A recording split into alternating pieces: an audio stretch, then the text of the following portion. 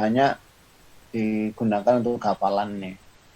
Sementara dalam pembelajaran modern ya, itu diharapkan peserta didik melakukan apa yang namanya critical thinking, ya creative thinking, reflective thinking, dan decision making, atau yang sering disingkat dengan HOTS ya. Yeah. Nah, kalau dalam proses pembelajaran tadi, nah, unsur HOTS-nya itu di mana? Yang mana? Unsur hotnya yang sudah kami sertakan di RPP Bapak. Jadi di RPP kami itu di kompetensi dasarnya dan indikatornya itu sudah pada C4 ke atas, mulai dari menelaah yaitu hakikat, syarat dan kedudukan taubat, merinci, jadi merinci apa saja syarat-syaratnya, menelaah ini termasuk C4. Kemudian C5 itu menguraikan keutamaan taubat, dan C5 berikutnya menyimpulkan hasil analisis. Ini mohon maaf belum sampai C6 yaitu mengcreate, karena sebenarnya RPP ini awalnya adalah 2 kali pertemuan begitu. Jadi kalau dalam 1 kali pertemuan sampai ke mengcreate untuk membuat resum tadi, itu jadi PR seperti yang saya sampaikan saat pembelajaran. Oke. Apa sih kekhasan ajaran Islam terkait dengan taubat dibandingkan dengan umat Kristiani misalnya nih, ajaran umat Kristiani? Apa bedanya nih? Yang membedakan adalah bahwa di Islam itu tidak perlu mengeluarkan, kalau di Kristiani itu ada per 10 per 100 begitu. Jadi dosa setiap insan itu diampuni oleh Allah. Syaratnya mau kembali. Nah, kalau tidak mau kembali nanti tersesat. Semakin jauh artinya nanti tersesat. Nah, ada juga yang tidak bisa kembali. Kenapa tidak bisa kembali? Karena jauh dari cahaya tadi. Kalau dalam bahasa usuluddinnya itu jauh dari cahayanya Allah begitu. Sementara di agama lain itu ya cukup dengan membayar gitu ya. Membayar, nanti pihak pemuka agamanya yang akan berdoa memohonkan ampun begitu. Kalau di kita, setiap kita yang mau memohon ampun, siapapun kita pasti diampuni oleh Allah Subhanahu wa taala. Begitu. Begitu, Bapak. Ya, oke, bagus ini. Saudara dulu S1-nya dari mana? Dari Surakarta. IAIN Surakarta, sekarang dari UIN Oh ya. nggih. Jurusannya apa jurusannya? Jurusan saya Usuluddin, Bapak. Oke, baik nih.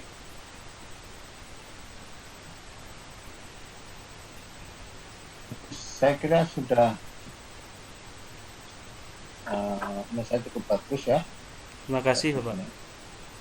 Ya, mudah-mudahan yang lain bisa meniru lah ya.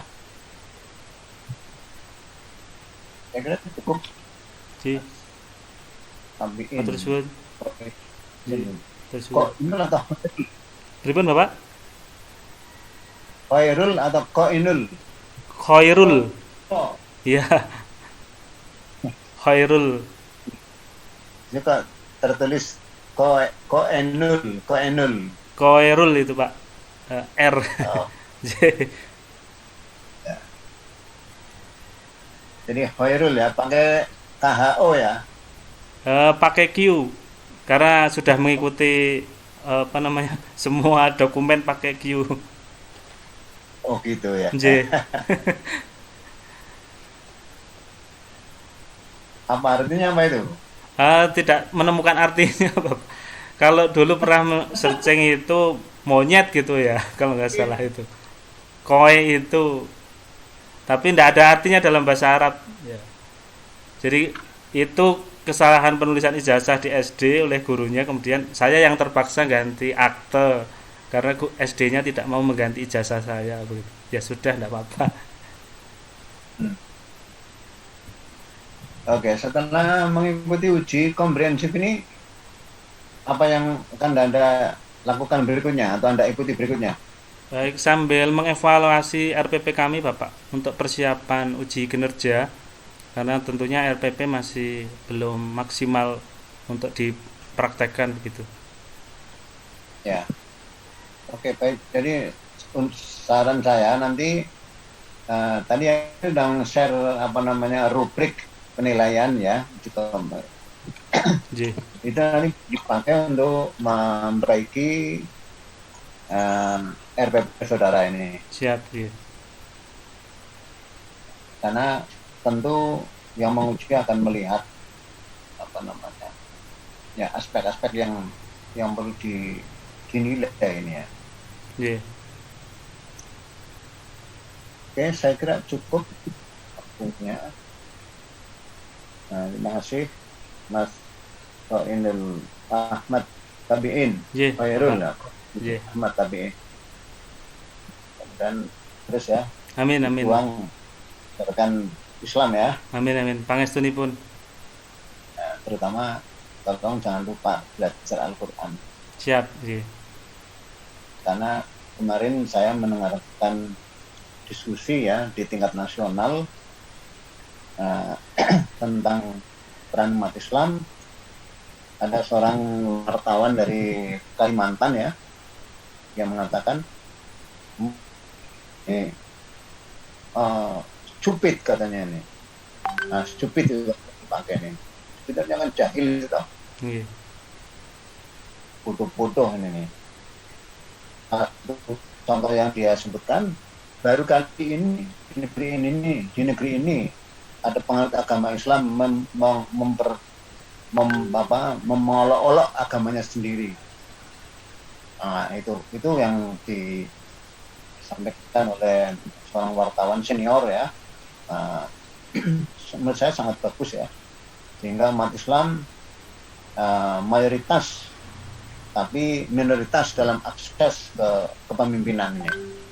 Mengapa demikian? Tidak lain karena ya dari segi kualitas sangat rendah ini. Nah, diantaranya justru rendah itu dibikin sendiri oleh umat Islam. Misalnya jabatan tidak boleh diminta, tapi kalau diberi ya diterima. Nah, menurut saya hadis-hadis seperti itu hadis-hadis buatan penguasa supaya umat Islam ini tidak minta jabatan. Padahal Al-Quran memberikan petunjuk. Ya, Nabi Yusuf itu diabadikan dalam Al-Quran, ya Allah, jadikan aku menjadi menteri perbendaharaan negara. Karena saya punya kelebihan, mampu melihara dan punya kemampuan, punya ilmu, ya. Nah, jadi sebenarnya jabatan boleh diminta, Al-Quran sangat boleh, ya. Bahkan kita pun mohon kepada Allah, waj'alna lil muttaqina imama. Ya Tuhan kami angkat jadi pemimpinnya buat orang-orang bertakwa. Jadi jangan sampai tidak mau menjabat ya, jangan sampai orang mengatakan atau percaya ya bahwa jabat harus diminta. Itu hadis-hadis yang menjelaskan ya, hadis-hadis penguasa ya, hadis penguasa supaya umat Islam tetap tidak menjabat nih. Oke, saya kira itu mungkin pesan saya yang terakhir ya. J. Siap. Ini lebih kritis lagi lah, apalagi Suludin sangat cocok lah untuk mengajari agama ini. Masih saya ucapkan selamat Mas Khairul Ahmad Tabiin. J. Sun, Bapak. Topik berikutnya silakan